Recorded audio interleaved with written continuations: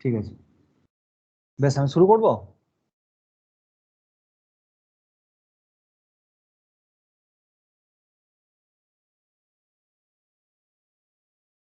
কোনো প্রবলেম আছে? শোনা যাচ্ছে তো কথা?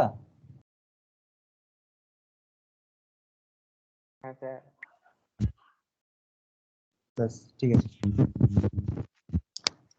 তো i2 is equal to mu into r2, তাহলে দেখতে পাচ্ছি যে লম্বভাবে এসে পড়লেও বা তার যদি কাছাকাছি এসেও যদি পড়ে আলো, তাহলে ডেভিয়েশন যেটা সেটা আপতন কোণের উপর নির্ভরশীল নয়। কার উপর নির্ভরশীল? এ আর মিউ। এ তো খুব ছোট, তাহলে মিউ এর উপর নির্ভরশীল। মিউ মানে প্রতিসরাঙ্ক যেটা। তো এইটা একটা প্রশ্ন যে পাতলা প্রিজমের ক্ষেত্রে তুমি যে কোণেই ফেলো না কেন, ডেভিয়েশন কত কোণে ফেলছো তার উপর নির্ভরশীল নয়। ওই কাছাকাছি যদি হয় তাহলে ওটা ইন্ডিপেন্ডেন্ট অফ আই। তো এটা ইন্ডিপেন্ডেন্ট অফ আই, আপতন কোণের উপর নির্ভরশীল নয়। ঠিক আছে, কিন্তু যদি এটা ক্ষুদ্র না হয়, যদি অনেকটা বড় হয়ে যায় বা কিছু হয়ে যায়, তাহলে সমস্যা আছে। তাহলে একটু সমস্যা আছে। তাহলে কত দেখি একটু।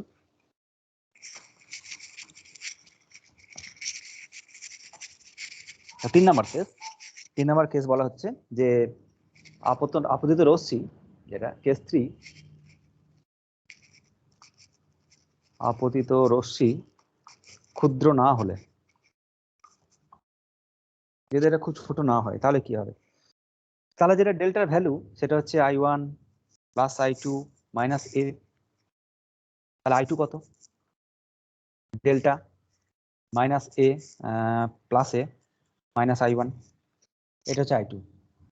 আর স্নেলের সূত্র কাজে লাগাচ্ছি আমরা দ্বিতীয় তলে।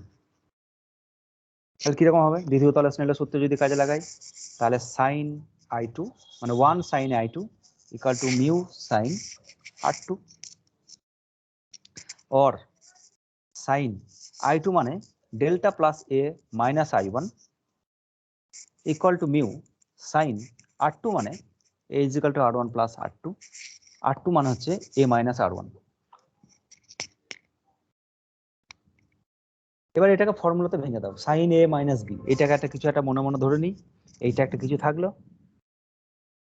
আমরা ডেল্টাটা বের করব, একটু দেখবো কি রেজাল্ট বেরোচ্ছে। তাহলে কি, এটাকে যদি ভেঙে দিই তাহলে sign delta plus A cos i1 minus cos delta plus A and sin i1 equal to mu sin a cos r1 minus mu cos a sin r1। sin a plus cos b, sin a minus cos b, এসব formula ভেঙে দাও just. এবার delta plus এ, এটাও ক্ষুদ্র, এটা খুব ক্ষুদ্র। আর যদি আমরা ডেল্টা ক্যালকুলেশন করি, যদি ডেল্টা ক্যালকুলেশন করে দেখি কোনো একটা কেসের ক্ষেত্রে, যে মিউ যদি তুমি কেস করে দেখতে পারো যে আগে যে পাতলা প্রিজমের ক্ষেত্রে যে ডেভিয়েশন গুলো হয়, সেই ডেভিয়েশন যে ফর্মুলা, যে ডেল্টা ইজিক্যাল টু যেটা পেলাম আমরা মিউ মাইনাস 1 ইন্টু এ, তো মিউ তো 1.5, 1.5 মাইনাস 1 ইন্টু এ, তাহলে এটা হচ্ছে 0.5 ইন্টু এ, এটা হচ্ছে ডেল্টা। আর ডেল্টা এরও অর্ধেক, ডেল্টাটা হচ্ছে এর অর্ধেক, তাই যেটা এ হবে তার থেকেও ছোট হচ্ছে ডেল্টা। সুতরাং এ যদি ক্ষুদ্র হয়, ডেল্টাও ক্ষুদ্র হবে। তো sine delta plus A is almost equal to delta plus A. তাহলে এটা delta plus A, sine theta ক্ষুদ্র বলে sine theta almost equal to theta. Cos i1 এটা থাকলো, আর cos theta almost equal to theta 1, sine theta almost equal to theta, cos theta almost equal to 1। তাহলে এটা তুলে দাও, এটা cos theta is equal to 1 তুলে দাও। আর এখানেও একটা কস এ আছে, এটাকেও তুলে দাও, এটাও 1। আর এখানে সাইন এ আছে, এটাকে তুলে দিয়ে এখানে শুধু এ বসিয়ে থাকলো এখানে। তাহলে এটা আবার দেখি এখানে কি করা যায়। এটাকে সাইন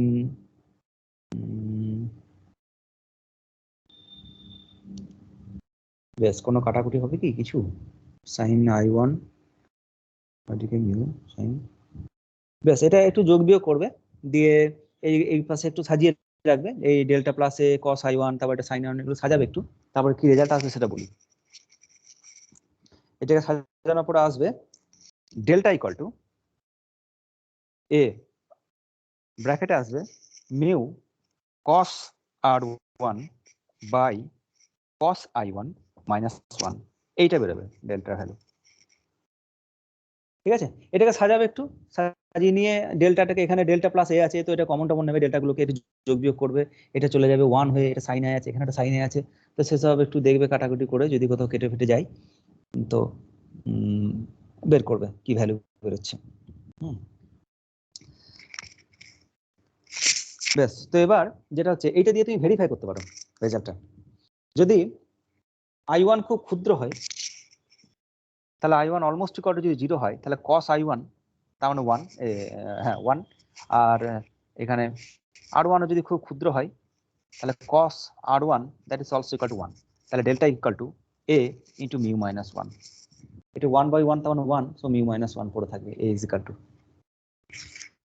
তাহলে এটাও হচ্ছে আমাদের পাতলা প্রিজমের ক্ষেত্রে আগের কেসগুলো প্রমাণ। তো যদি আপতন কোণ খুব ক্ষুদ্র হয় তাহলে তো এইটা ডাইরেক্ট তুমি প্রমাণ করতে পারো, আর যদি ক্ষুদ্র নাও হয় তাহলে কিন্তু আপতিত রশ্মির যে আপতন কোণ যেটা তার উপর নির্ভর করছে। তো এমন প্রশ্ন না যদি পরীক্ষায় দিয়ে দেয় পাতলা প্রিজমের যে ডেভিয়েশন সেটা আপতন কোণের উপর নির্ভর করে না, সব ক্ষেত্রেই নির্ভর করে না, তাহলে কিন্তু ভুল। যদি আপতিত রশ্মিটা খুব ক্ষুদ্র হয়, মানে খুব কাছাকাছি নর্মালের খুব কাছাকাছি 0 ডিগ্রি আশেপাশে যদি এসে পড়ে, তখন তুমি বলতে পারো এটা ইন্ডিপেন্ডেন্ট অফ আই, যে কোনো অ্যাঙ্গেলে এসে পড়ছে, আদারওয়াইজ কিন্তু বলা যাবে না। তো এটা হচ্ছে পাতলা প্রিজম। আর একটা কেস দেয়, সেটা হচ্ছে যে প্রিজম থেকে তুমি আলো ফেললে কিন্তু প্রিজমের দ্বিতীয় তল দিয়ে কোনো আলো পাচ্ছ না, তাহলে ওটা গেল কোথায়? ফেরত এসছে নিশ্চয়ই।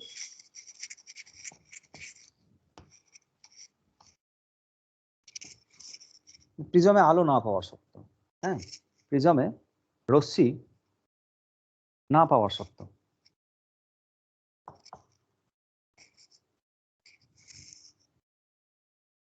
তাহলে কি করা হচ্ছে এখানে? ধরে নাও যে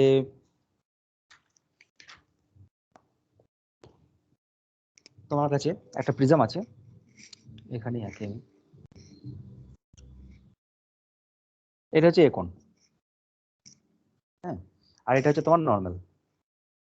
এখানে একটা আলো এসে পড়লো এই দিক বরাবর আই কোণে, i1 কোণে এসে পড়লো, তারপরে এখানে বেঁকে গেল, কত কোণে বেঁকেছে? r1 কোণে বেঁকেছে, দ্বিতীয় তলে r1 r2 কোণে এসে পড়েছে, আর তারপরে তারপরে তারপরে রশ্মি ওইদিকে পাওয়া যায়নি, তাহলে একদম সীমাস্থ তল ঘেঁষে বেরিয়ে গেছে, এইটা এক্সট্রিম কেস।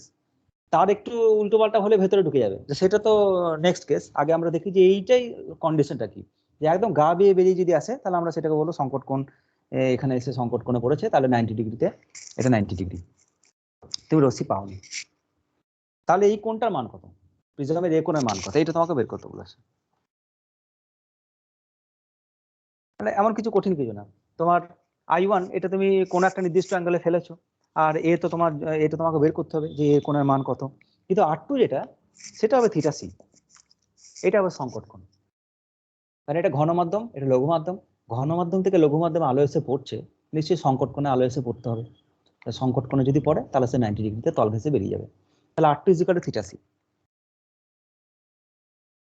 তাহলে প্রথম তলে স্নেলের সূত্র কাজে লাগাবো, বা দ্বিতীয় তলে তোমাকে বের করতে হবে কি এটা, তো a ইকুয়াল টু কি r1 প্লাস r2, এটা হচ্ছে a, তাহলে r1 বার করতে হবে আর r2 বের করতে হবে, r2 তো থিটা সি পেয়ে গেছো, আর i1 টা কত, এই জায়গায় স্নেলের সূত্র কাজে লাগাও, তাহলে sine i1 equal to mu sine r1, তাহলে r1 দরকার তোমার, তাহলে sine r1 equal to 1 by mu sine i1, আর দরকার কি r1, তাহলে এটা sine inverse sine i1 by mu, এটা হচ্ছে r1, ঠিক আছে, r1 equal to sine inverse sine i by i1 by mu.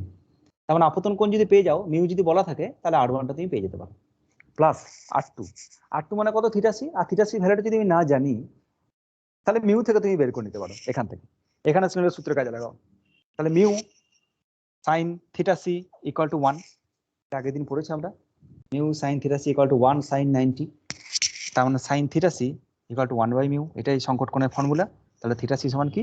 Sine inverse 1 by mu, তাহলে plus sine inverse 1 by mu, এটা হচ্ছে এ, এটা হচ্ছে এ। যদি প্রিজমের রশ্মি না পাও, যদি তল ঘেঁষে পাও, তাহলে এ কোণের মানটা যদি এটা ক্যালকুলেশন করে তুমি বসিয়ে দাও, এটা সাপোজ কিছু একটা ক্যালকুলেশন করলাম আমি, হ্যাঁ, দিয়ে সাপোজ কিছু একটা ভ্যালু বেরোলো একটা নির্দিষ্ট i1 কোণের জন্য, দিয়ে তুমি এখানে এ কোণের মানটাকে এখানে ফিট করে দিলে, তাহলে তুমি রশ্মি যা ফেলো না কেন ওই পরপর পাবে না। তো যাই হোক, এটা নিয়ে আরো দু চার কথা বলছি আমি, এটা এই রেজাল্টটাকে লিখে রাখি। এটা স্পেশাল কেস দেখি যে I1 এর ভ্যালু 0 ডিগ্রি হলে কত হবে, হ্যাঁ, বা তল ঘেঁষে ফেললে কত হবে, সেই দুটো কেস একটু দেখি, স্পেশাল কেস। তাহলে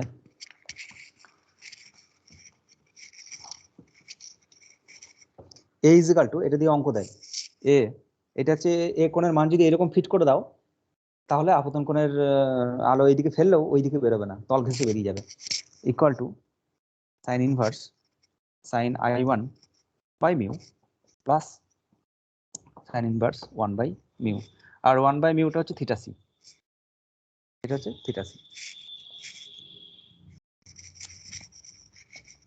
এবার কেস 1, 1 নম্বর কেস, ধরে নাও I1 ইকুয়াল টু 0 ডিগ্রি, কারণ এটা তোমার প্রিজম আছে, এটা তোমার এ কোণ, আর তুমি 0 ডিগ্রি নর্মাল ভাবে ফেলছো, তাহলে I1 0 ডিগ্রি, তাহলে এ কত, এ হচ্ছে সাইন ইনভার্স সাইন 0 মানে 0, তাহলে সাইন ইনভার্স 0 মানে সেটা 0, তাহলে ফার্স্ট টার্ম থেকে অনলি 0, তাহলে অনলি থিটা সি পাবে তুমি, তাহলে A equal to theta C.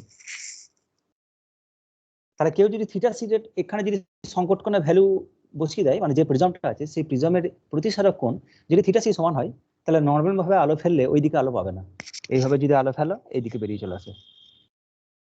আরেকটা কেস দেখি আমরা, 2 নম্বর কেস,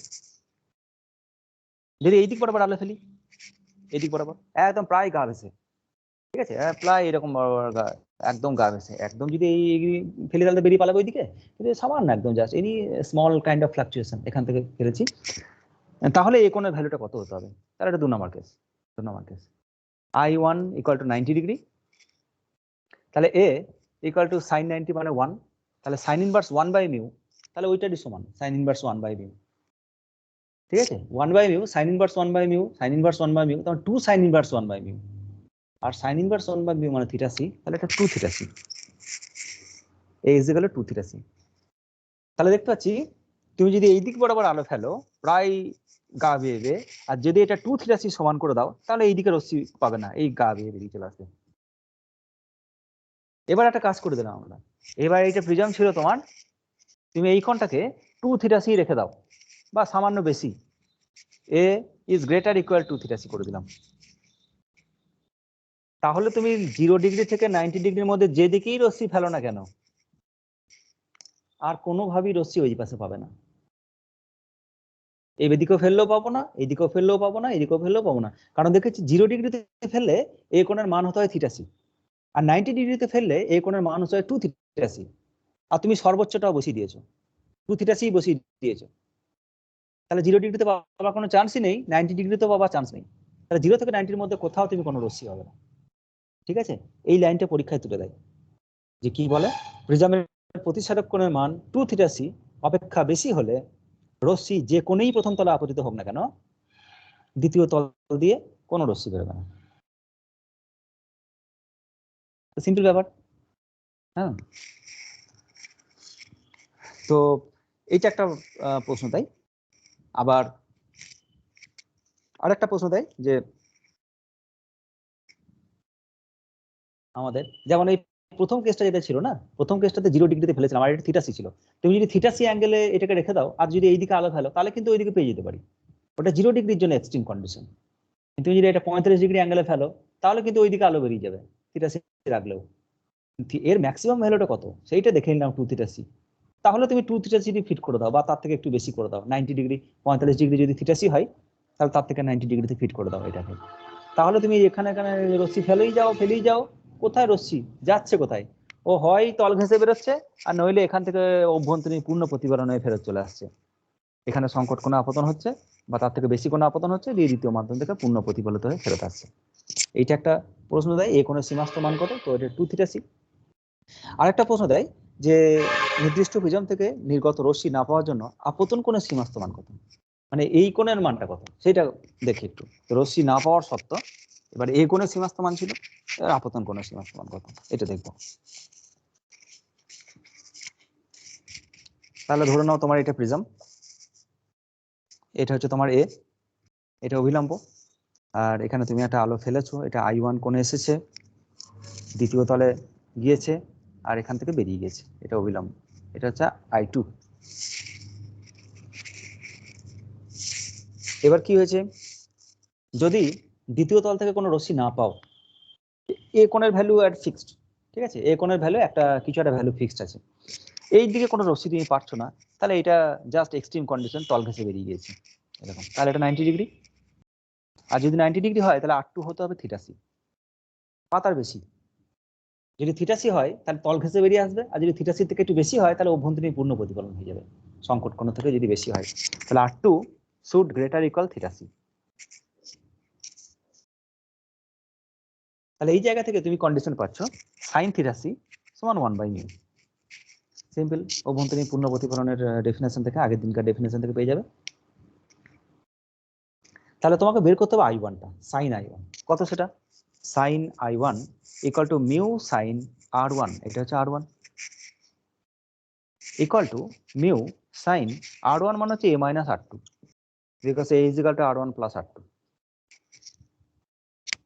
R1 এর জায়গায় বসিয়ে দিয়েছি a minus R2, R R2 মানে কত, θc। তাহলে তার পরের লাইনে আরেকটা স্টেপ এগিয়ে রাখো, mu sin a minus θc। এবার এটাকে এক্সপ্যান্ড করে দাও, ভেঙে দাও, equal to mu sin a cos θc minus cos θc, sorry cos a sin θc। আর sin θc এর ভ্যালু হচ্ছে 1/μ, তাহলে cos θc এর ভ্যালু কত, √1 মাইনাস 1/μ স্কয়ার, তার মানে √μ স্কয়ার মাইনাস 1/μ, এখান থেকে cos θc পেয়ে যাবে, cos θc তার মানে √1 মাইনাস 1/μ স্কয়ার। এগুলো বসিয়ে দাও এখানে, মিউ sin এ থাকলো, আর cos θc জায়গা হচ্ছে √μ স্কয়ার মাইনাস 1/μ, রুটের বাইরে মিউটাকে বের করে দিলাম কারণ এই মিউর সাথে কেটে দেবো বলে, minus cos a sin θc মানে 1/μ। তাহলে পরের লাইনে মিউ গুলোকে সব কেটে দাও, তাহলে sin I1 সমান এটা, তাহলে I1 কত, sin ইনভার্স, এটা sin ইনভার্স, ওই যে ব্র্যাকেটের যে টার্মটা লিখেছি sin এর রুট এত, এরকম। এটা হচ্ছে আপতন কোণের সীমাস্থ মান।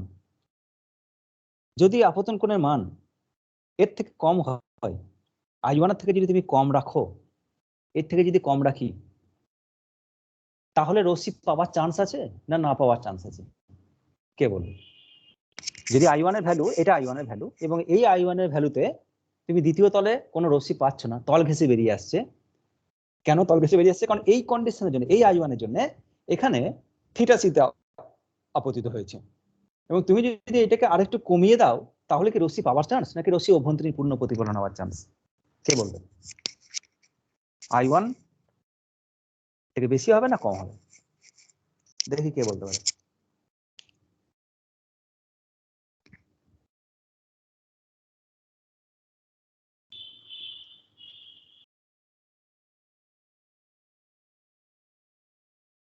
এটা কি বের করলাম, যে আপতন কোণের একটা সীমাস্থ মান বের করলাম, লিমিটিং কেস বের করলাম, যে আপতন কোণটা, এই যে এত বড় একটা মান সাইন ইনভার্স এসব বেরিয়েছে, মুখস্থ করতে হবে, অঙ্ক দেবে, এটা ডেরিভেশন করার সময় পাবে না পরীক্ষায়, তো মুখস্থ করে নিতে হবে। এই ভ্যালুতে তুমি যদি রশ্মিটাকে ফেলো তাহলে রশ্মিটা দ্বিতীয় তল ঘেঁষে বেরিয়ে যাচ্ছে। এবার তুমি কি করেছো, এর থেকে সামান্য একটু কম বা সামান্য একটু বেশিতে ফেলেছো, তাহলে রশ্মির দুটো কন্ডিশন আছে, এই রশ্মিটার হয় এইদিকে যাবে নইলে এইদিকে যাবে। আমি বলছি তুমি এটাকে একটু কমে ফেলেছো, একটু কমে, তাহলে রশ্মিটা এইদিকে সরে আসবে না ওইদিকে সরে যাবে, এটা আমার প্রশ্ন।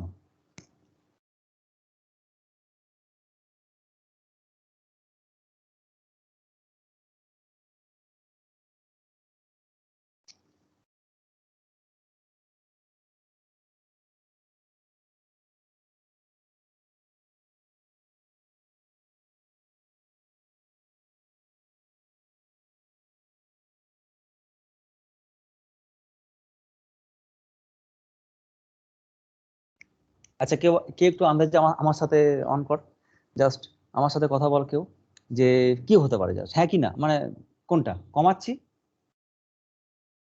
আমি নিজেই অ্যান্সার তৈরি করবো, বল কে আছিস বল, বল কে আছিস। হুম, শুনতে পাচ্ছি না রে, কেটে কেটে যাচ্ছে কথাটা, শোনা যাচ্ছে। বেশ, আর কেউ আমার সাথে জাস্ট স্যার আপতন কোণ কমে গেলে? হ্যাঁ, আপতন কোণটা আমি কমাচ্ছি, একটুখানি কমাবো। তাহলে বলছি এই যে রশ্মিটা এটা এইদিকে সরে আসবে না ওইদিকে যাবে, এটা প্রশ্ন। স্যার তাহলে অভ্যন্তরীণ পূর্ণ প্রতিফলন হবে মানে সরে আসবে। বেশ, এবার দেখ কিভাবে। দেখ এটা I1, আমি I1 যদি কমাই তাহলে R1 কমবে না বাড়বে? I1 কমাচ্ছি তাহলে R1 এটা কমবে না বাড়বে? মিউ ধ্রুবক, মনে আছে তো আগের দিনকার কথা, সাইন থিটা কনস্ট্যান্ট হতে হবে, মিউ সাইন থিটা কনস্ট্যান্ট হতে হবে। এটা যদি কমাই R1, এই যে এটা জল মাধ্যম, এটা অভিলম্ব, এটা আপতিত রশ্মি, এটা একটা কিছু একটা কোণ, এটা এই কোণ, এটা I কোণ, এটা R কোণ। যদি I কোণটা কমাই R কোণটা কমবে না বাড়বে?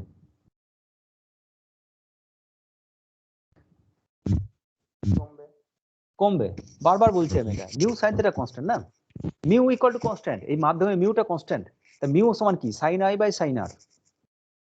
এটা ধ্রুবক, এটা কোনোভাবেই পরিবর্তন হবে না। যদি কালার একই থাকে, নীল বর্ণের আলো যদি আসে, নীল থেকে আলো চেঞ্জ হয়ে গেলে সেটা অন্য কেস, যদি লাল বা নীলে একটাই বর্ণ আসে, এক বর্ণে আলো আসে, তাহলে I কোণ বাই R কোণ, এই sine I by sine R রেশিওটা হচ্ছে মিউ।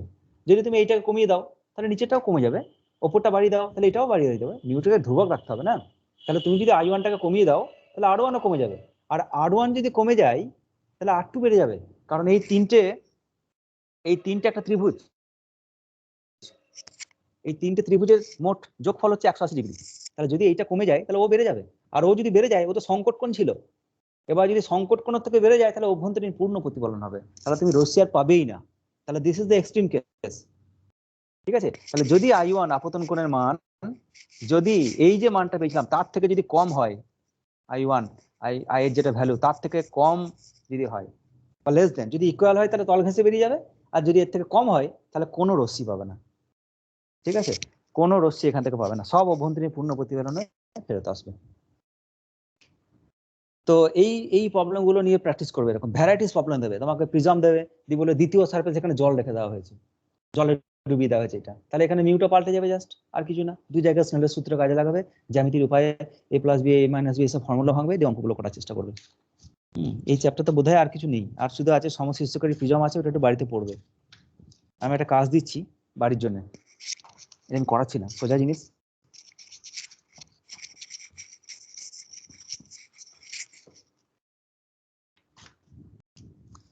প্রিজমের সাহায্যে ওই সমশিষ্টকারী প্রিজম হেডিং দেওয়া আছে দেখবে বইয়ে, এটা একটু বাড়িতে পড়বে। সমশীর্ষকারী প্রিজম, এইটা দেখবে হেডিং দেওয়া আছে, দিয়ে প্রিজমের সাহায্যে কিভাবে 0 ডিগ্রি ডেভিয়েশন করা যায়, কিভাবে 180 ডিগ্রি ডেভিয়েশন করা যায়, কিভাবে 90 ডিগ্রি ডেভিয়েশন করা যায়, এরকম দেখবে বেশ কিছু কেস করা আছে। আর একটা কেস করা নেই, এগুলো পড়তে পড়তে বাড়িতে পড়বে, 4-5টা কেস পড়বে, একটা কেস করা নেই, সেটা হচ্ছে 45 ডিগ্রি ডেভিয়েশন কিভাবে করা যায়।